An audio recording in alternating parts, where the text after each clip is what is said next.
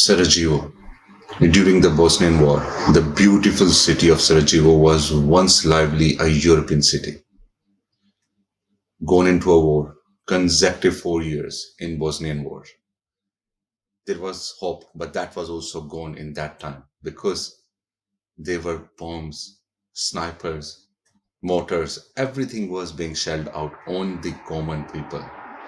There was an event where 22 people were killed when they were waiting in line for breads and the mortars were shelled on them.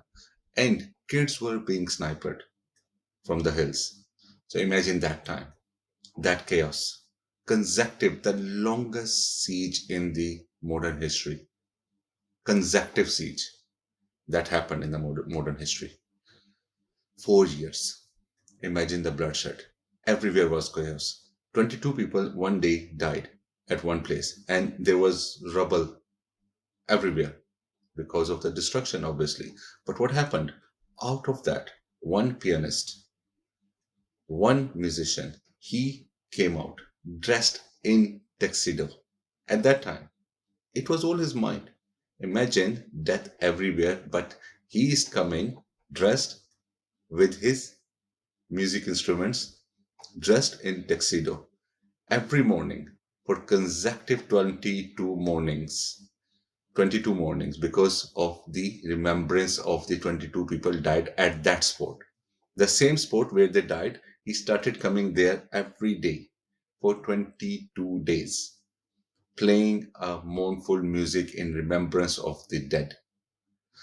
But that's not the point.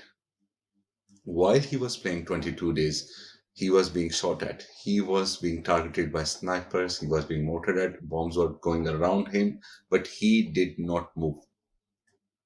That protest against the violence.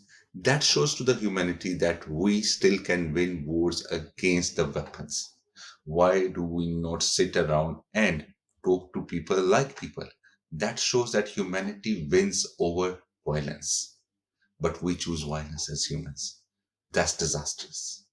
You have to understand the power of philosophy, psychology, words that can change human mind. And these acts of humans, those represent the real humanity. That has to be learned. If we don't learn these, we will again keep dwelling into those rubbles where he was playing piano.